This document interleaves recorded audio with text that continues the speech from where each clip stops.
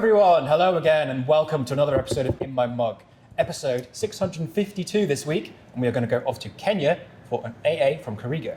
But before that, we're going to stay here in Stafford just for a little bit of an In My Muggy update. So, currently you will receive your coffee in this lovely cardboard recyclable mailer.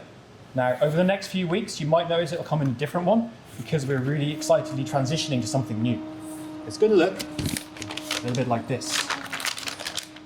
So some of you guys have said about how you've had some letterbox issues and it's going to be more foldable, more sustainable, wonderful for the future. So there'll be a little bit of a change just over the next couple of weeks, but we're moving towards very, very excited. Because this is the kind of thing we get excited about. Anyway, over to Kenya and over to Roland of Kenya. I'm very, very excited that we have got our very first Kenyan coffees of the year arrive now. We've got some to drink. This is Kiriga AA, which is one of 4 different coffees we bought from Kiriga this year. If you want to know more about Kiriga, you can go and have a look on the website, and there's lots of details about that one. But what I really want to talk about today actually kind of ties into this, what you just talked about. It's about the impact of environmental change. Climate change had a really big impact in Kenya and has had a lot of impact in producers.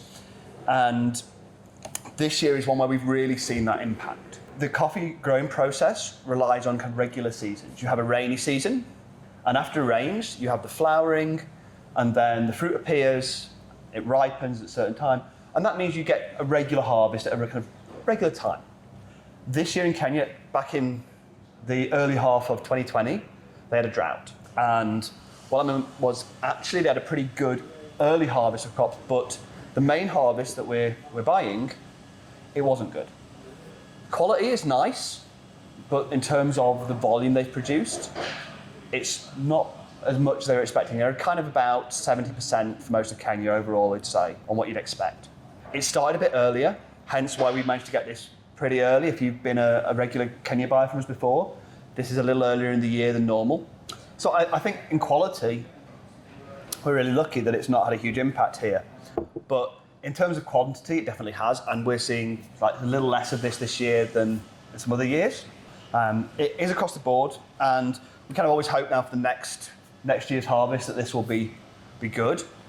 But it does show that kind of big impact that climate change has, because it is really dependent when you're growing coffee on these very predictable seasons of wet and dry. And it's a challenge for them as things start to change. They're going to have to, coffee producers in all parts of the world are going to have to think about how can they deal with that. I think you'll agree in the taste, it's not really suffered. It's really nice. You get that blackcurrant. Absolutely fantastic, traditional, classic Kenyan. Really creamy blackcurrant alongside this AA. So I want to share this with everyone at home just to keep you excited on your toes. We have some more coffees from Kenya as well, more coffees from Kiriga specifically. What have we got coming? So obviously AA is the largest grade. That's one that we've touched on before. This means the biggest beans.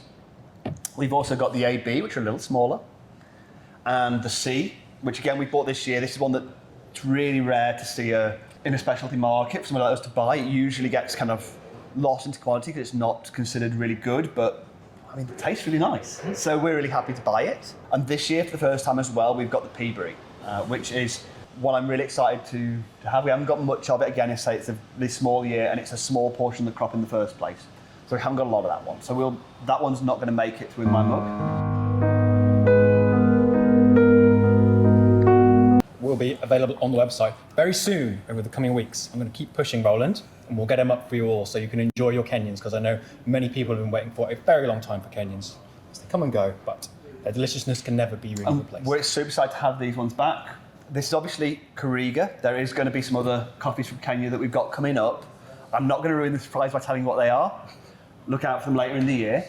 For now, I think you've got the really classic flavours here of blackcurrant, which for me is almost like kind of warm cordial. It's really, I'm not going to say it's like Ribena, it's more like a posh blackcurrant cordial.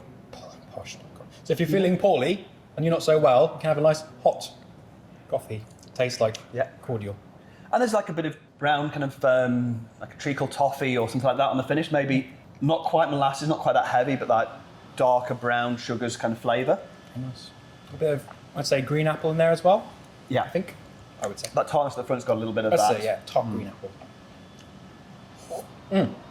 Incredibly delicious and very, very well brewed, may I say. Thank you very much. Impressive. I like My practice on the origami is getting better. On those very exciting notes, thank you for joining us as always. Hope you enjoy your Kenyan coffee. There will be more on the website soon, and we'll also see you all again soon. Bye now.